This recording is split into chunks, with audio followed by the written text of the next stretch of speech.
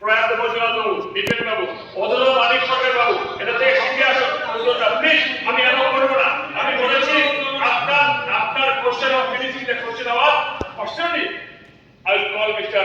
Nirmal Babu and now let me start. Question hour. প্রশ্ন উত্তর করব। আজকের কার্যক্রমটা সংক্ষিপ্ত দপ্তরে ভারপ্রাপ্ত মাননীয় মন্ত্রী মহোদয় করতে উত্তর প্রদানের জন্য নিম্নলিখিত প্রশ্নগুলো সদস্য সদস্যের প্রশ্ন উল্লেখ করা আছে। আমি পর্যায়ক্রমে মাননীয় সদস্যরা নাম রাখলে তিনি তাদের নামের পাশে উল্লেখিত প্রশ্নগুলো করতে আমি সেগুলো রিপিট করছি সাংসারিক আপনাদের বক্তব্য শুনবো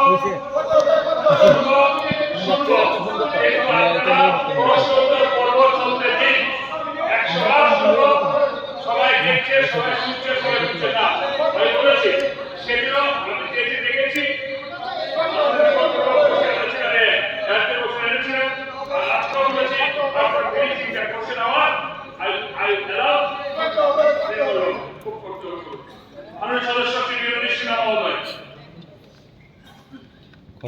করতে হবে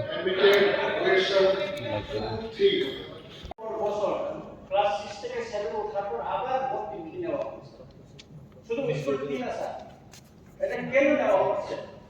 এটা এই বিষয়টা মানে খতিয়ে দেখা উচিত বলে আমি মনে করি। এটা গ্রাম অঞ্চলে বিশেষ করে ওই বংশের যারা ইংলিশ মিডিয়ামে পড়াশোনা করছে তাদের জন্য খুব অসুবিধা হচ্ছে। বিষয়টা যেন বিবেচনা করা। দেখুন প্রাইভেট স্কুলগুলো এগুলো আপনি পুরো অবস্থায় গভর্নমেন্ট স্কুলের সাথে কম্পেয়ার করতে পারেন। ওরা এখানে আছে স্পিকার বলবে আমার একটা সাপ্লিমেন্টারি যখনই ডিরেক্টর প্রশ্ন তুলবে যে আমার এলাকাতে স্কুল বিল্ডিং নেই, সরকার তখনই যদি সিদ্ধান্ত নেয় যে হ্যাঁ আপনাকে একটা স্কুল করতে, I think that should not be the case. আমি আমার চোখের সামনে দেখেছি হুমলিংয়ে যে KOK একাডেমি আছে, প্রচুর সো মেনি স্টুডেন্টস, কারণ এটা ইংলিশ মিডিয়াম। এবং গত বছর we have started there, মানে we মানে আমি যখন ছিলাম সেখানে, now I can't say KOK annexe আরেকটা তৈরি করতে হচ্ছে এবং পুরনো হোস্টেল ঘরগুলিকে মেরামতের কাজ করে সেখানে ক্লাসরুম এর ব্যবস্থা করা হচ্ছে। আমার মনে হয় শিক্ষা দপ্তরের মাধ্যমে ছাত্রদের আনুপাতিক হার দেখে কোথায় কোথায় এই ধরনের স্কুল ঘরের দরকার, আর্থিক সংকটের মধ্যে হলেও স্কুল ঘরগুলোর ব্যবস্থা করা হচ্ছে। এই ব্যাপারে মাননীয় মুখ্যমন্ত্রী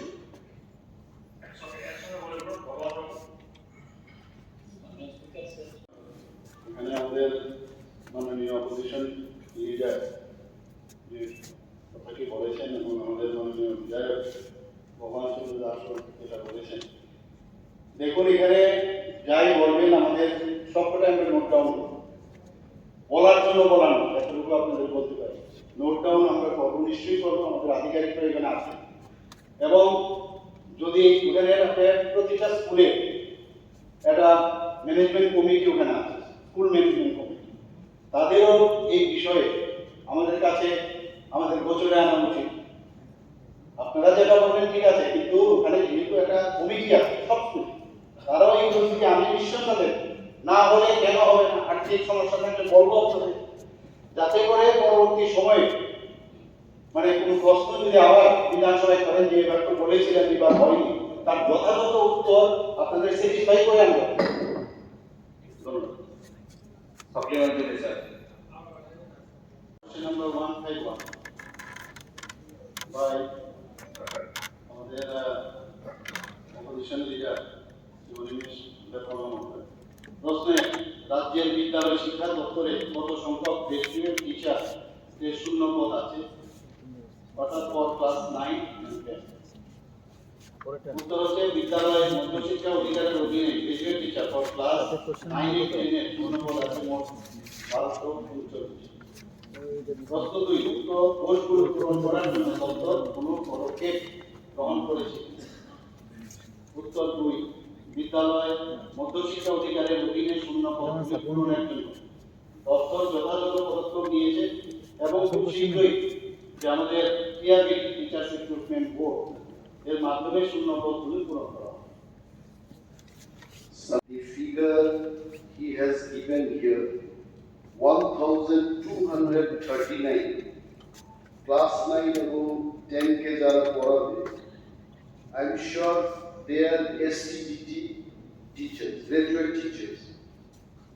15 তারিখ 15/7/2022 একটা নোটিফিকেশন এখানে বেরিয়েছে।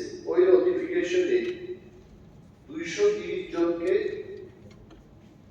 নেওয়া হবে বলে একটা নোটিফিকেশন আসার পর একটা RTI এর মাধ্যমে একজন লোক জানতে চাওয়ার পর RTI 12 তারিখ নভেম্বর 2022 সেখানে বলেছে যে 5304 পোস্ট এটা স্যাংশন পোস্ট আছে এবং তার মধ্যে SC/ST দিয়েছে।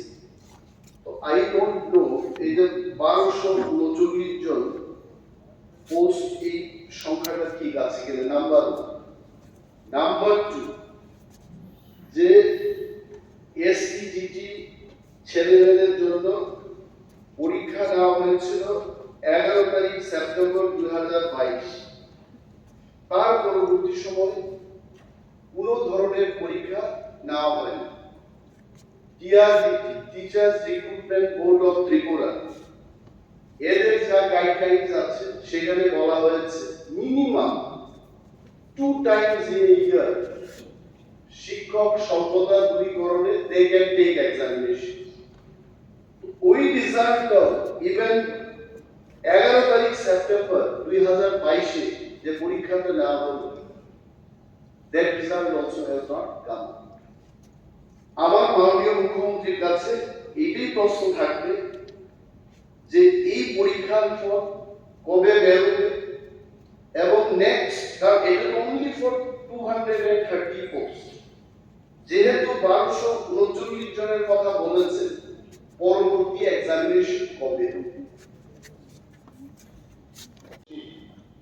যে পদের কথা বলা হয়েছে এর মধ্যে আমি যে তাদের যেমন SC 142 জন, out of this 1239, ST 879, UR আছে 180। এখন কথা হচ্ছে যে টিচার্স রিক্রুটমেন্ট বোর্ড যে 230 পদের জন্য সিলেকশন টেস্ট বা গ্রাজুয়েট টিচারকে গ্রহণ করেছে, এটা এই সংরক্ষণ যে বিষয় সেটা নিয়ে আদালতে মামলা চলছে। আপনি তো নিশ্চয়ই জানেন সেই আদালতের মামলার সুবাদে এই কারণেই এখন ঘিরে আমাদের যে রেজাল্ট বেরোনোর একটু সমস্যা হচ্ছে। তাছাড়া দেখুন রিপোজিশনের উপর ডিপেন্ড করে যে কোনো স্কুল থেকে রিপোজিশন দেয় আমার এখানে এত টিচার লাগবে, তখন আমরা অর্থ দপ্তরের কাছে পাঠিয়ে তারপর আমরা সেই রিক্রুটমেন্টের মাধ্যমে সেটা করতে। One more supplementary, আমি এর বেশি আর জিজ্ঞেস করব না। কোর্টের ব্যাপারে মাননীয় মুখ্যমন্ত্রী, anyway I thank honorable CM for replying my question. আদালতের যে ব্যাপার, আদালত 4/4/2023 মানে এপ্রিল মাসের 4 তারিখ একটা রায় দিয়েছে যে স্টেট গভর্নমেন্ট 230 জনের মধ্যে 172 জন SC কে চাকরি দেওয়ার চেষ্টা করেছে। এটার বিরুদ্ধে যখন কেসটা হলো, রাজ্য সরকারও রিভিউর জন্য অ্যাপ্লাই করেছে এবং এই রিভিউটাকে কি বলেছে, this present review petition is dismissed and the informed judgment and order is confirmed. এই রাইটটা বেরোনোর পর আই এম শিওর যে পূর্ববর্তী যে নোটিফিকেশনটা এটা স্টেট গভর্নমেন্ট ক্যান্সেল করে দিয়েছে। এখন STGT-তে যারা পরীক্ষা দিয়েছে তাদের ভয়টা হলো যে আমরা যে পরীক্ষা দিয়েছি এই পরীক্ষাটা কি ক্যান্সেল হবে কিনা, ক্যান্সেল হলে আবার পরীক্ষাতে বসতে হবে, আবার ফি দিতে হবে। মাননীয় মুখ্যমন্ত্রীর কাছে জানতে চাই যে নতুন নোটিফিকেশন বেরোনোর পর যে ছেলে মেয়েরা পরীক্ষা দিয়েছে এই পরীক্ষাটা বহাল থাকবে কিনা, নাম্বার 1। নাম্বার 2 হলো যে এসটিজিটি পরীক্ষায় কখনো সাবজেক্টটা নেই, পরীক্ষা দেওয়ার সময়। সো তাতে কি হচ্ছে, most of the ST students যাদের বাংলা জানা নেই, they are not able to qualify. TET 1, TET 2, STGT এই সমস্ত পরীক্ষায় কখনো বিষয়টাও আছে ইন এক্সামিনেশন।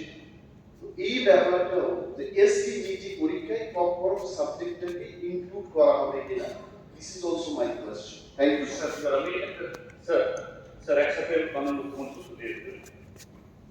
স্যার মাননীয় বিরোধী দলনেতা যে সাবজেক্টে দিয়েছেন তার সাথে আমি একটা ভ্যালিড যুক্ত করতে চাই। এই যে কোর্টের রায় যে কারণটা হলো, এটা বহু বছর আগে থেকে সুপ্রিম কোর্টের একটা পার্টি কোনো একটা ক্যালেন্ডার ইয়ারে মোর দেন 50% রিজার্ভ ক্যাটাগরিতে হবে। ঠিক আছে স্যার, এখন মাননীয় মুখ্যমন্ত্রীর উত্তরে যেটা পাওয়া গেল, এরা ভ্যাকান্সিস এবং যেটা রেফার হল রাইট টু ইনফরমেশনের এই সংখ্যাটা আরো বেশি। তাহলে এই যে কোর্ট যে কারণে ভেরি ইজিলি কোর্ট যে এটাকে স্ট্রাক করে, এটা হওয়ার কথা না। যদি ডিপার্টমেন্টের তরফ থেকে সেরকম ভাবে কেয়ারফুলি রিকুয়েশন দেওয়া হতো এবং পরীক্ষা নেওয়া হতো, মাননীয় মুখ্যমন্ত্রী কি অবস্থা আশ্বস্ত করবেন কিনা যে এই অর্থ বছর ঠিক আছে তিনি হয়নি, এখন দেয়ার আর অ্যাভেলেবল পোস্ট, সবটা মিলিয়ে কোর্টও যাতে এরকম কোনো স্টার্ট না করতে পারে এবং যে রিকোয়ারমেন্ট আছে ছাত্রদের যে অবস্থা হচ্ছে ব্যবস্থা হচ্ছে এটাও যদি মুভ করা যায়, সেই কারণে সবটা মিলিয়ে আগামী এই ব্যবস্থা নেওয়া হবে। মাননীয়রা আছেন তাদের সাথে কথা বলেছি, আমাদের যারা লিগ্যালে যারা আমাদের যুক্ত আছেন তাদের সাথেও কথা বলেছি। তো বিষয়টা আমাদের মানে অলরেডি আমরা এই বিষয় নিয়ে কি করা যায়, আগামী দিনে আমরা আপিলে যাব কি যাব না, এই বিষয় নিয়ে আমরা কিন্তু খুব সিরিয়াস বিষয়টা, এবং যখন হবে আপনারা এটা আরো পরীক্ষা নিরীক্ষার বিষয় আছে, তো নিশ্চয়ই বিষয়টা আমি দেখব এবং করবো। সেটা স্যার, ওই যে এসটিজিটির যে পরীক্ষাটা হয়ে গেছে এই পরীক্ষাটা কি বহাল থাকবে কি? আমি তো বললাম বিষয়টা একটু আমার পুরো আলোচনা করে আমি সেটা বলতে পারবো, এখনই এই মুহূর্তে তো বলা মুশকিল, এখনই আমি কথাটা দিতে পারবো না, নিয়ে কথা বলতে হবে এবং রিপোজিশন আসলে পরীক্ষাও হবে। আর কখনো বিষয়টা যেটা বলছেন সেই বিষয়টা আমি দেখবো। কেন আমি বলছি, কেন আমি এই কথা বলছি, টেটের ক্ষেত্রে একই ঘটনা হয়েছিল। পূর্ববর্তী নোটিফিকেশন যখন ক্যান্সেল হয়েছে, স্টুডেন্টস যারা পরীক্ষা দিয়েছে বা অ্যাপ্লিকেন্ট যারা পরীক্ষা দিয়েছে ওই পরীক্ষাটা বহাল রেখে ফ্রেশ নোটিফিকেশনের মাধ্যমে তাদের চাকরি দেওয়া হয়েছে। ইন দিস কেস অলসো দেখো টেটের ক্ষেত্রে এটা হয়েছে, এই ক্ষেত্রেও হবে কিনা, that's why I was asking. মাননীয় অধ্যক্ষ মহোদয়, মাত্র আমি যে নোটটা পেলাম সেটা দেখা গেছে আমি যেটা বলছিলাম যে government has decided to prefer SLP before honourable supreme court. আমরা এটা এসএলপি করব এবং সেই সুপ্রিম কোর্ট থেকে ডিসিশনটা আসলে তবেই কিছু করা যাবে। মাননীয় সদস্য শ্রী রামদাস